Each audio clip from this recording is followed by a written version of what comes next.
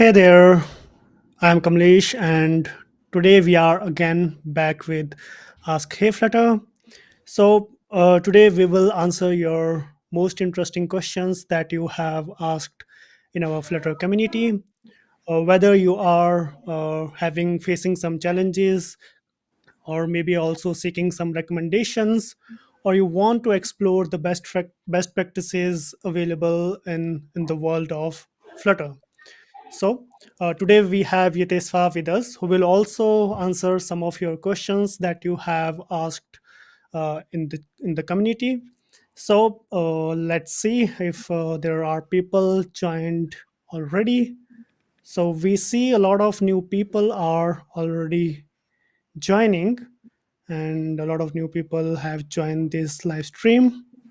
So I would request you all to share this live stream with your fellow Flutter developers so that they will also get a benefit from this live stream. In the meantime, we can directly start with the questions. So, yeah, without further ado, let's hear from Yitesva what kind of questions he's having. All right, thanks, Kamlesh. All right, we have got our first question, and it is from our fellow subscriber, and they want to know the difference between extend and implements in base of green architecture. So, yeah, as we know, in Dart and Flutter, both extends and implements are used to establish HMPP2 classes, and they serve different purposes. And we will try to clarify the difference between extends and implements in the context of Flutter clean architecture. First, we will talk about the extends, then also we can talk about the implementers. So, whenever you think about extending, think of like you are building something on top of something, like the way you create special version of something. Here, as you can see, we have these three classes: the animal, the dog, and the cat. And the animal class is the base class, which properties the name and the species and the method speak. So with extend this, you're essentially saying, hey, look, as you can see on the right side of the code, the cat and dog classes are extending the animal base class. And we are saying that, hey, dog, you are now part of the animal family and you get the access to all the cool stuff that animals have or can do. And you can also add your own unique behaviors. Like and the dog and the cat extends the animal base class. This means they inherit properties and methods from the animal class, and they can also customize like the speak method. And in this case, they make a unique sort based on their breed or color. So to utilize extends, literally why we need extends, where we are going to use them, like to prevent redundant code. And here, as you can see, we are creating the animal class. It is a foundational template, and we avoid the need to duplicate code for each specific animals. Like here, we have already defined the speak method up there. So yeah, that's all. Like if we have said something about this, let's go to the next slide. Let's talk about implementers and then like their difference, like through the codes. So if we say like extending is like on top of something, implementing or is like keeping your promise. It's not about promise.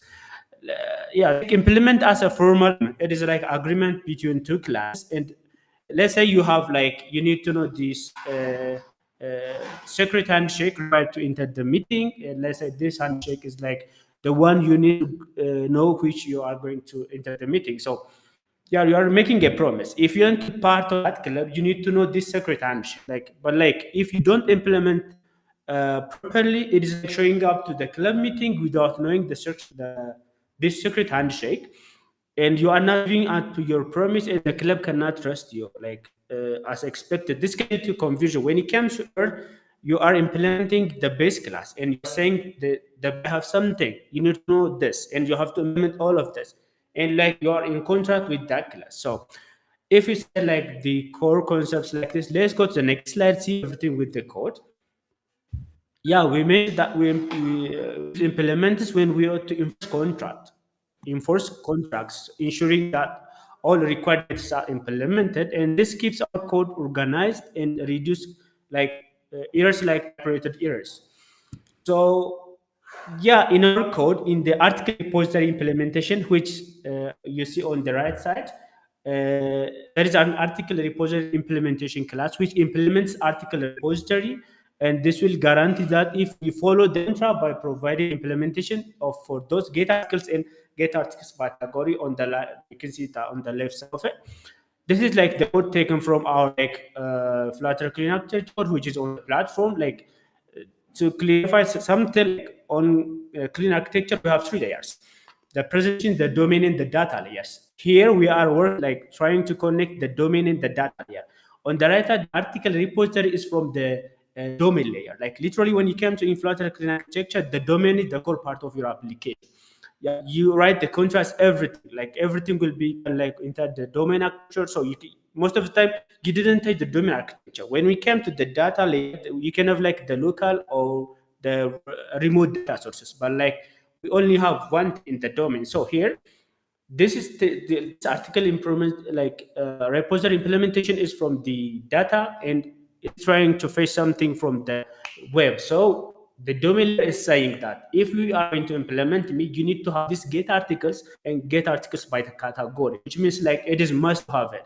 So you say like a class implements a class like this class like article repository, you are saying, hey, I am joining the club and I promise to know the circuit and check, which means like this the code methods, the bubble method. So let's go to the next slide and see the difference in action. Someone like that would be better to be there.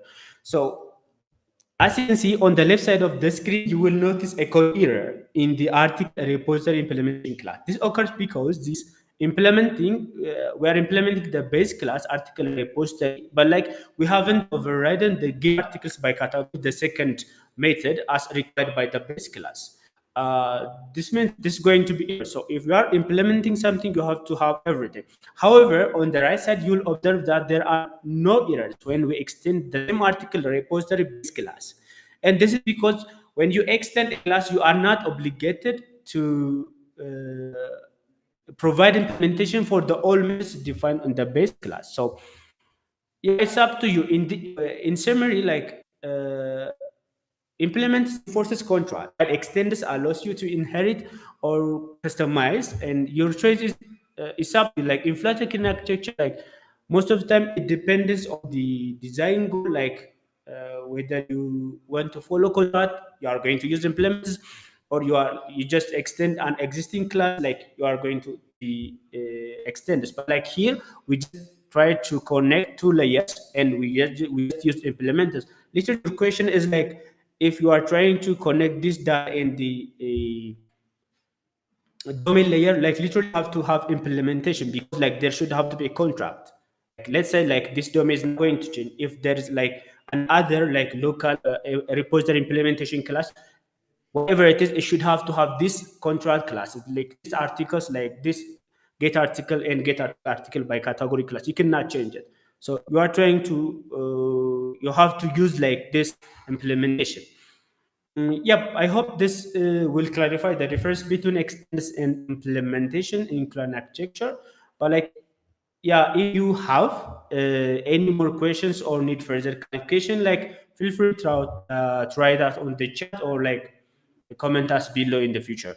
So let's move on to our next question. We have received this a fantastic question from one of our viewers who wants us to know there is a fully functional open source Flutter app built with the block. We know block is an essential tool like for effective state management in Flutter applications. So, based on this question, we have conducted some research and discovered some remarkable open source Flutter apps, and the app which we are going to share you are like fully functional app, or they can also serve you as invaluable learning resources for anyone who's interested to learn the blog. So let's dive to our first recommendation. This is our first edition, which is a hacky app by Living List. I don't know if I pronounce it correctly, but like you can find this source code for this app on GitHub using this link, the following link, which we have already put it there, or also you may share it on the video description. So let's talk about this app. This app is like a prime example of Flutter app, which effectively leverage the block pattern for state management. And it is not just functional; it is highly feature packed, covering a wide array of functionals, like functionalities that you commonly find in most application. Literally, you are going to find the functionality what you need in this app. And they already worked on user authentication. They used the Hackerney's account, yeah, and they also like have implemented dependency injection. You didn't get it. So if you are like looking for something like want to know like more about dependency injection and want to know more about like how to connect those things look like, this is for you. They also have like much more functionalities like pinning stories. They You can search functionalities in app notification. There are like also comments. Like, let's go to the next slide. The best part of this code is like, what I like about the most is like this code is really fresh. Like it's created like before, as you can see, 4 or 5 months ago. So most of the packets used are like latest version. Like this will ensure that you're learning with the like up to date practices. So it is perfect. So let's go to our next recommendation. We have here our like next recommendation is called Yellow Books by Gian Stool. I don't know if I pronounce it well like correctly, but like, this open source app is available on GitHub, and you can get it through this the following link. And this app is straightforward, and like, it is perfect for educational purposes. Like uh, it demonstrates the use of the block pattern with a clean architecture. Like it also like showcase communication with native Android code, and it do have like a perfect or some complex animation as you can see it. And yeah, and the best part of this sort like repo or code is like everything runs locally, so it will make it easier for you to set it up and explore.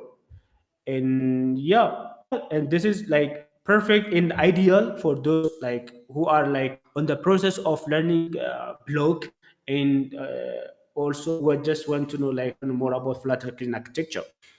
And let's move to the next slide. And we are here like uh, we are like ready to release a video. Like stay tuned because we are diligently working on creating this ultimate clean architecture video tutorial, which will be available very soon. And like on the next slide we will show you what you have to do like so as you don't miss this video and much more valuable resources. Like yeah, make sure you are subscribed to our channel and join our WhatsApp community, and you can use this link. Let's go to the next slide. Like let me show you how you can like join our WhatsApp community. Here you can like there is a join community, join WhatsApp community link on our about section on our channel. So yeah, from that like you can join our WhatsApp community. From there like you can ask any question, as well as you will get we will get posted when we release a new video like about it can also about this Flutter clean architecture. Yeah, so let's move on to the next slide. And if you are eager to explore more open source projects that utilize this block pattern, you can explore this Flutter topic on GitHub. And yeah, we will share you the link. And here also there's the link. You can get this topics or this link. Yeah, and if you are seeking functional or Flutter apps, we recommend like this recommendation should set you on the right path. And please take your time and to explore the code base, study their implementations, and yeah, don't hesitate to contribute or ask your questions as they are like open source like that. That's going to help you like work on it. Like, and if you have more questions or need further recommendation, yeah, please feel free to leave comments below. As well as like if you found this video helpful, don't forget to like and subscribe. And yeah, for more content like this and for more live views which we are going to create. So thank you, Kamalesh, and back to you.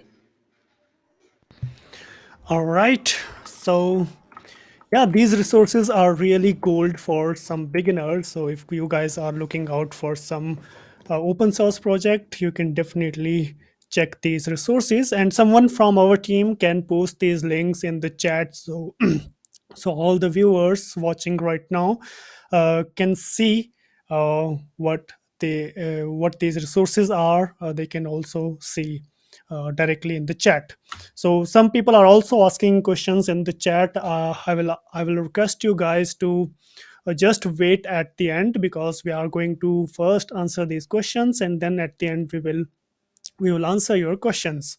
So right now, the next question I'm having right now is, which package is better for in-app subscription for monthly basis packages, for monthly basis? So what we can see here is this person is asking about the in-app subscription, like how we which package is better for in-app subscription. So at any time when we create the app, we want to have some kind of in-app subscriptions to integrate the some kind of business model, some kind of pricing in our application. But for that, we need to understand what are the options available.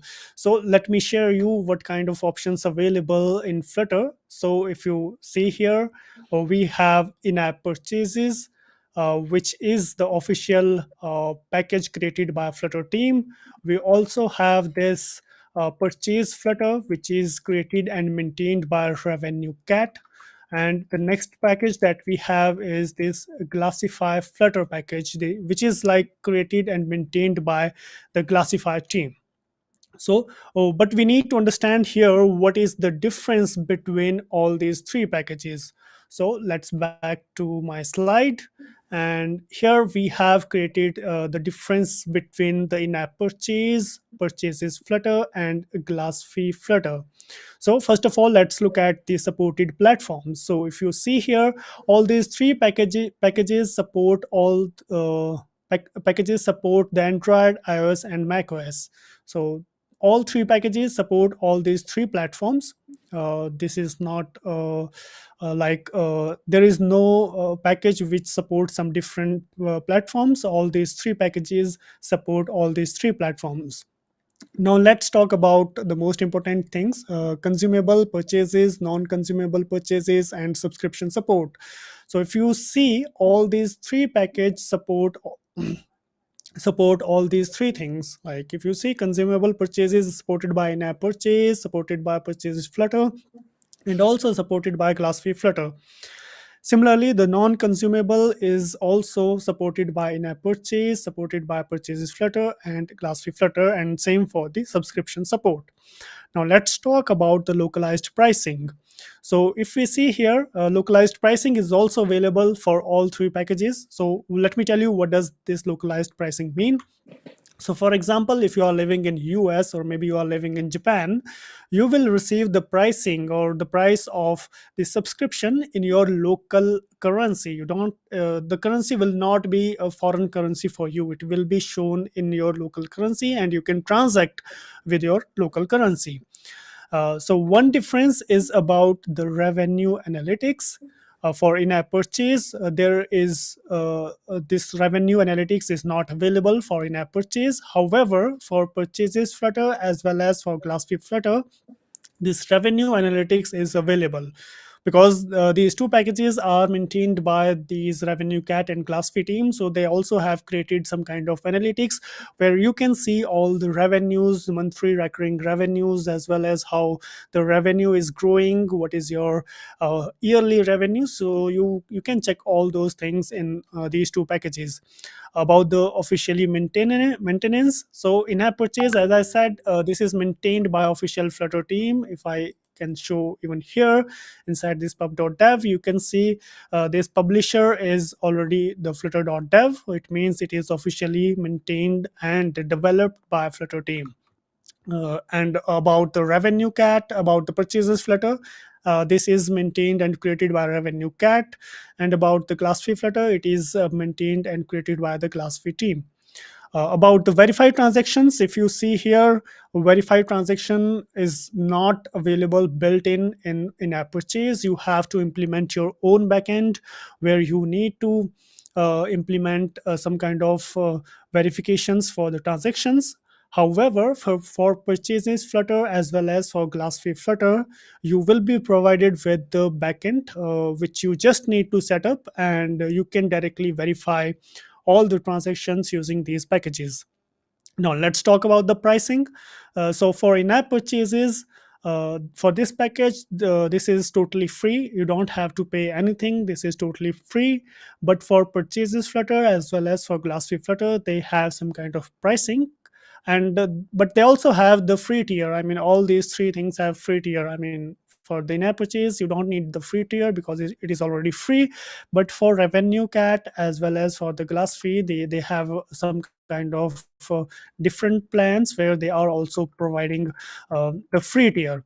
So let's see like what are their plans. So if you go inside revenuecat.com/pricing, you will see the pricing for this revenue cat package. If you see here, they also have free for up to 2.5k. I guess this is monthly revenue, monthly track revenue. You can hover over it, you can also see what does it mean. And above that, maybe they will charge 1%, and if you want more than that, you can directly talk to their sales if you want to have this scale plan. And if you want to have this plan for your, maybe if you have a lot of customers in your app, maybe millions of customer, you can directly go with the enterprise plan. For that, you also need to talk with their sales team. Now let's talk about the glass fee package. For this, they are also having, as I said, the free plan where you can, if you are having up to 10k monthly revenue, you can have this free plan. And with that free plan, you will get all these things. You will get the open source SDK, you will get the receipt validation. This receipt validation is the same thing that I have talked before. This is about verifying the receipt or the transactions. You will also get the customer history, some kind of metrics, and some kind of you will also get the email support, unlimited apps per account for this free tier. For the build and the grow, you need to see like for the build, if your revenue is more than 10k, so for every $1000 of revenue, you will be charged $5. So that's the one thing that you need to notice. If your revenue is getting more than 10,000, you need to you need to pay $5 for every $1000 monthly revenue. And you will get all these perks in that. You will get everything in free, import historical data. You will also get some kind of REST APIs. You will get you can add up to 3 users. You will get also email, Zoom, and Slack support in less than 72 hours after the integration. And then we have the grow plan where you they will charge you $8. It will also be same, it will be also for the $1000 monthly revenue after 10,000 free tier. And you will get all these features in your app. You will get webhooks as well, you will get triggers, some kind of paywalls, and all these things you will get for the grow plan. So this is about the glass fee package. But like if you don't want to get into some pricing and you don't want to pay anything, you can directly go with in-app purchase. You just need to set up the backend for this thing if you want to verify the transactions. And if you do not care about the analytics, you can go with this official in-app purchase package. And here we have this code lab which is created by really good developers. So you can also go with this, you can check this out. And we will share this link in the chat. And just by following these 12 steps, you can directly set up this in-app purchase in your apps. You don't have to do anything else apart from that. It is just a bit outdated. There may have a little bit tweaks that you need to make, but it is like again the 12 steps that you need to do, and your apps will be ready with in-app purchase. So this was about this question, like which is the best package. There is nothing best and worst. I mean, it is totally up to your use case, so for which use case you want to have it, or what kind of your app or what kind of your customer is you want to serve. So that's about this the answer of this question. Now let's get back to the another question. So here if we see the next question that we have from the community is, I want to delete a file in the assets folder when the user clicks on the button. So before like answering this question, uh, let me ask you if you guys are really enjoying this live stream or getting some value out from this live stream. You guys can drop yes in the chat. I see there are very few people who are interacting right now. Some of people are asking some questions. We will definitely answer your question at the end. But right now, if you are really getting some value out from this live stream, you can type yes in the chat. So let's get back to this question. So first of all, let me tell you what this person is asking. So this person is asking, if you see in our Flutter app, we used to have these assets where we always store all the assets. For example, we have this my file.txt file. So you may have some images, you may have some other things in your app. So if you so this user wants to actually delete these files just by pressing some button in his app. But you need to understand that this assets folder is actually read only at runtime, so you cannot perform the actions on this folder. Uh, so so during the building process, what happens is all the assets inside this folder gets bundled, and these all the assets are static resources, you cannot delete them. But there is one way that you can do to actually, if you want to have some workaround, there is one way. So what is that one way? What you need to do is you just need to copy this file programmatically and paste it inside some writable directory. So let me show you how we can do that. Let's go back to our project. Here I have already created this app. So let me even show you what I have done here. So here, if you see, I have created this copy file method. And inside this copy file method, what we are doing is, first of all, we are getting the documents directory. We are using the path provider, as you already know, guys, that if you want to if you want to access some path of our directory, we need to use the path provider. So here we are creating this destination file using this app.directory directory along with this file name, because we want to store it in different path. So we are creating the complete path over here. So this path will be the writable path. It means it will not be a read only path, it will be a writable path. So that's why we are trying to get this path. And then what we are doing is we are using this root bundle dot load method to actually load this file, this my file. And we are actually loading this file into byte data. So after getting this file in the form of byte data, we are converting this byte data into bytes, and then we are writing all these bytes. You see, or we are writing all these bytes in our destination file path that we had created above. So after creating after writing all the bytes, it means we have already written this file in the new file destination. So that's so now again we are setting some state, and then we are printing that file copied successfully. So now let's see like how we are doing it inside the app. So here we have this app created before, and we have these two buttons like copy file and delete file. We have these buttons already here. For the copy file, we are calling this copy file method. For delete file, we are copying the delete file. We will see the delete file later, but first of all, let's copy the file. Let's uh, press this button, and here you see it is saying file copied successfully. So we have copied the file in the destination folder. So now the thing comes that we need to delete this file.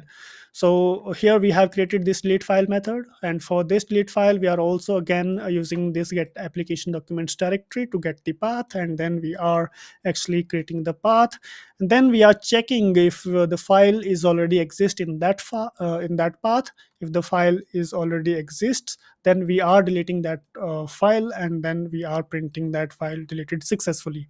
So actually we are performing this delete method on that destination file path which is writable. That file path is not this file path is not a readable file path like this assets folder.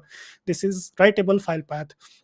So now let's press this button delete file, where we are calling this delete file method, and let's see. So here you see it is saying like file deleted successfully. It means our file is deleted successfully. So here you need to understand that we are doing some workaround to just delete the file, but it is not actually deleting the file from this assets folder. So the answer is actually no, that you cannot delete these files inside the assets folder. You have to do some kind of workarounds that I have already showed here. So now let's go to the next question. The next question we have here is, how can we protect our Flutter apps from reverse engineering? And apps like HTTP Toolkit, HTTP Canary, MobSF, APK Tool, and the rooted devices. So here we have the answer for this. We can do some kind of code obfuscation. You may have heard of this name obfuscation, but it may seem confusing for you. Like, what does it mean? So let me show you like what does it mean actually. So if I go to this if I go to this screen, I have already, you can search about the code obfuscation, and you will see like there is already a good article written by our Flutter team, official Flutter team. This will, you can locate it inside flutter.dev, inside deployment, inside obfuscate, and you will see we have a really good article which will also show you like how you can uh, obfuscate your app. So first of all, let's understand what does this code obfuscation mean. So this code obfuscation is the process of modifying an app's binary to make it harder for humans to understand. So actually here what we are doing, we are only making our code hard for humans to understand. It will be hard for the attackers to read our code. So what does it mean? Actually, it means that we are not encrypting our apps. We are not doing that. We are actually hiding the functions and the class names in the compiled Dart code and replacing each symbol with another symbol. So it is not the same as encryption. We are not encrypting anything here.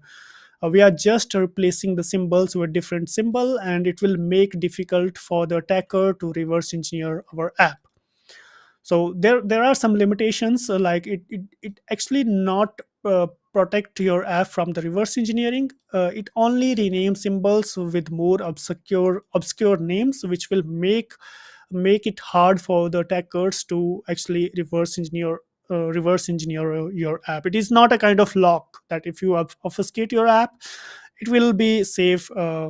But it is a safe measure. It will not completely make your app safe, but it is a safe measure that you can take for your app.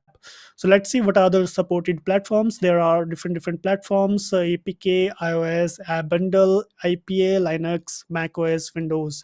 But here you need to understand that web apps don't support obfuscation.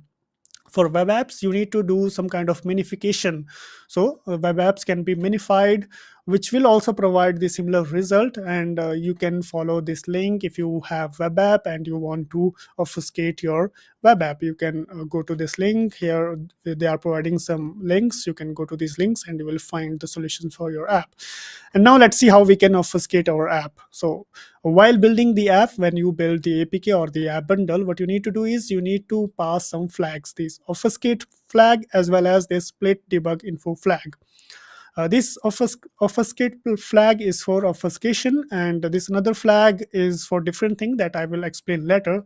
But first, let's copy this command and let's go to some app. I have created some app over here, and for this info, what we need to do is we need to pass some directory where we want to save some kind of symbol files. I'll explain like what are those symbol files.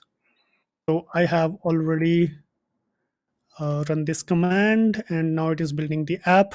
It will just take few seconds, and yeah, it is already ready. So let me show you like what it is doing. If I go inside our debug files, inside e directory, inside code showcase, inside debug files, we have these symbol files. So what are these symbol files? Let me show you. Let's go back to our article. Here if you see, like once you have obfuscated your binary, save the symbol files. So those are the symbol files. Here we have these symbol files, and you need this later if you want to deobfuscate a stack trace. Maybe if you want to read some debug logs in your app, what you need to do is you need to deobfuscate that, because maybe the debug logs is not readable for you. So for that you need to deobfuscate those debug files. And for that, what you need to do is you need to utilize these symbol files. And how to do that? Here again, you have all the information available. There are some bunch of commands that you need to run, and then you can read your obfuscated debug files. So you can also read these things out. I'll not explain about the reading the obfuscated stack trace, but mainly like you can obfuscate the dart code in your app to make it really hard to understand. So let's get back to the question. Here, if you see, like, another thing that you can do is you can also do the native code obfuscation. Because right now, if you can see, we have this obfuscation only for the dart code, but you may have the native code in your apps, and for that, what you need to do is you need to natively obfuscate all the code. I'm not going to explain that. You can also do some research if you have some background with these native technologies with Java, Kotlin, or maybe Swift. You can search more about that. The another thing that you can do is you can make your app really secure if you are maybe storing some API keys or some tokens in plain text. This is not, by the way, recommended if you are storing some sensitive data in the plain text. It is recommended to use some kind of encryption. So for that, what we have is we have Flutter Secure Storage Package, which will help you to secure your app uh, with encrypted data. So let's go there and see what this Flutter Secure Storage package is. This package is again really good for the encryption, because if you go directly here, you will see like it uses the keychain, which is the native method for the encryption, and key store as well as the encrypted share preferences, so which is the native method to encrypting the data inside the Android. So iOS is utilizing the keychain, and the Android is utilizing key store as well as these encrypted share preferences. So here we already have this example. You can see, you can go to this example. Actually, I have copied this example and made some small tweaks in this code, and let me show you how actually you can do this.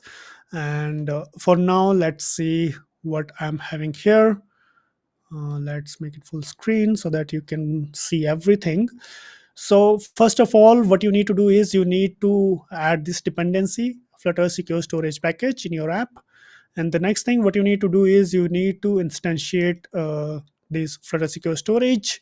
And then we will be getting some methods. For example, this read all method that you can perform on this instance, and the delete all method, this write method.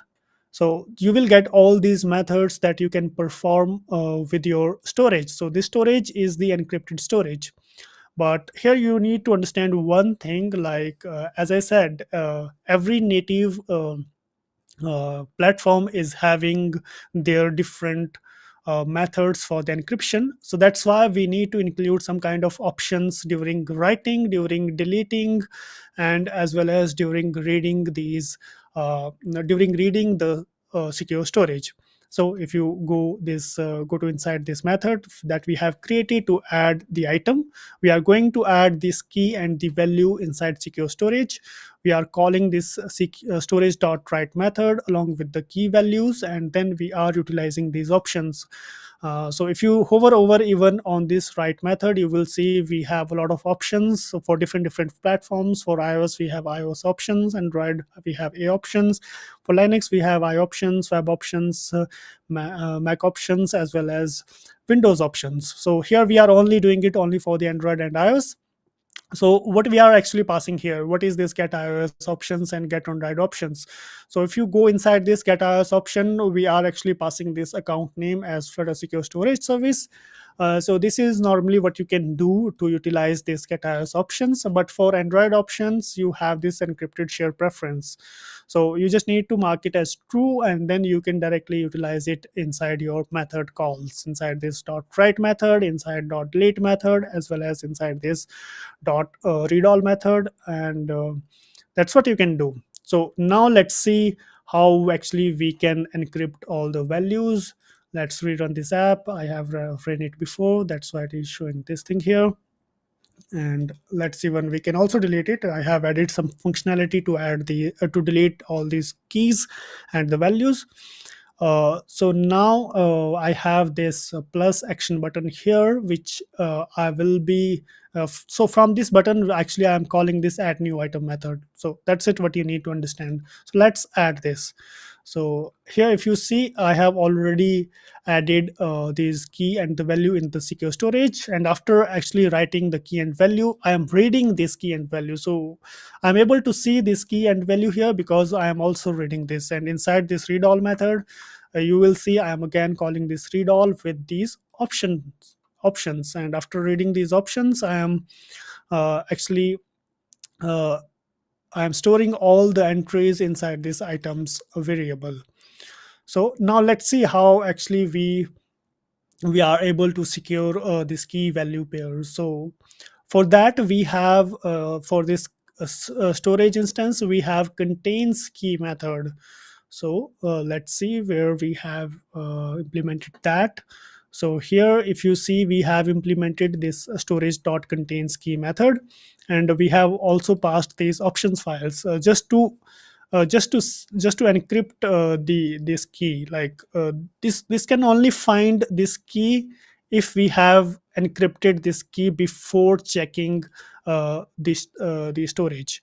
So let's remove this. Let's, I guess, if you do not understand this, let's remove this and see what is happening here. So right now we are just directly passing this key. We are not encrypting that key. We are just directly passing that key. Now we want to see if that key without encryption is available inside secure storage. So let's go here and let's press this contains key and press OK. So it is saying false, like this key is not present inside our secure storage. Which key? This test key. uh, so what does it mean? It means that we are trying to check if the test key is available inside secure storage without any encryption, and it is not available because all the data that we have here is encrypted. So again, to encrypt it, we need to pass these options, these Android options, as well as the iOS option. Now, right now I am using Android emulator, so it is utilizing Android options.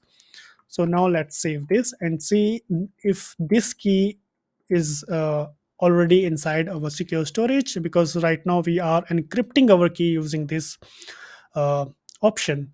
So let's run it again and let's see if it is present. I'm going to again press this button contains key, press OK, and see if it is saying true, like key check test, and it is saying contains key true. It means this test key is present inside our secure storage.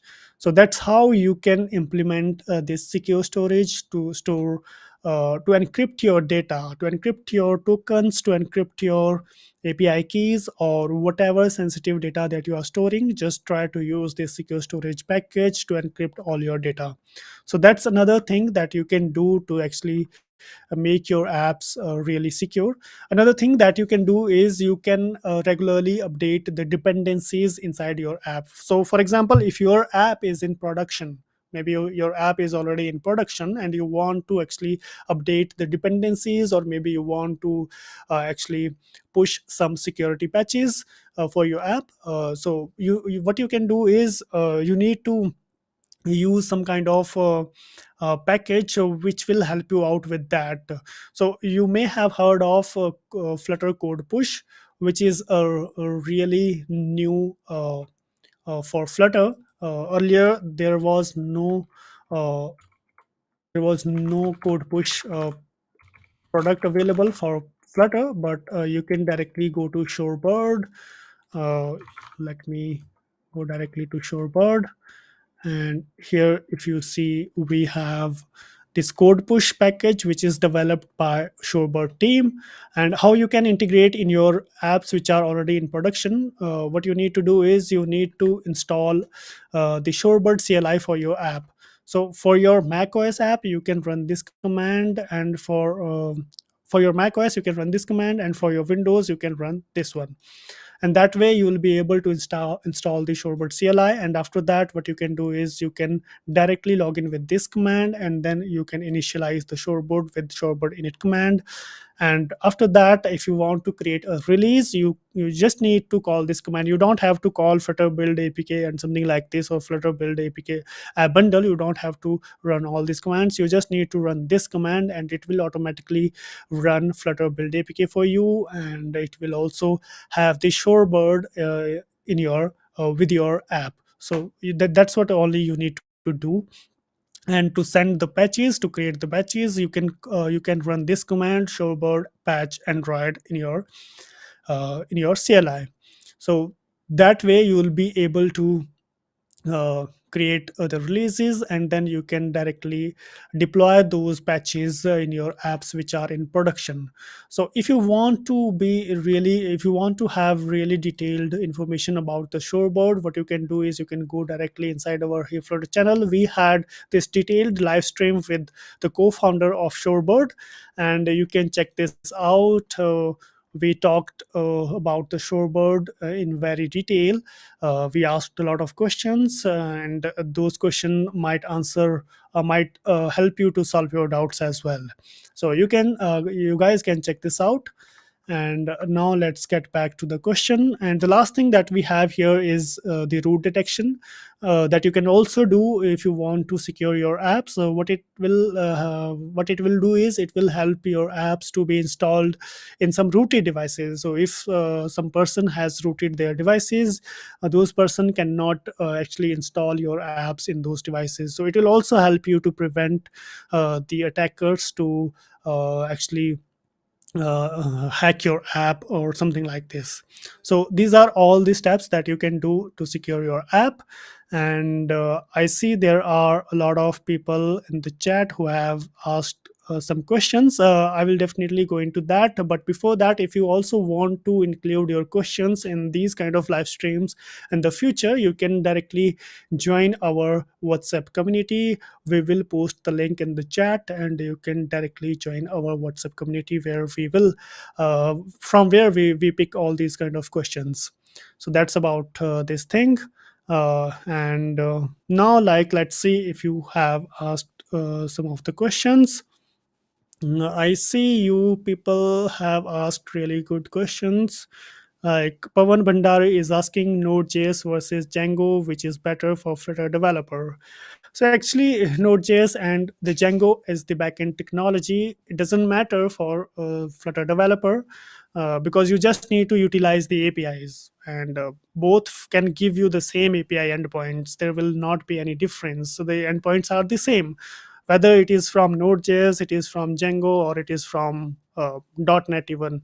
Those endpoints will be the same. So you don't have to worry about like which one is better or which one is not. But if you want to have some backend experience, and maybe we want to directly know about these technologies, like not be which one is better to develop the APIs, you have to. Uh, I mean, this question is not for us, because we are expert in Flutter, not in Django or Node.js. So let's see what else you people have asked. Are your repo GitHub my best answer to Flutter? I don't know what this person Benji is asking. Kindly, like, you can ask your question again in a better manner, so that we can answer your question.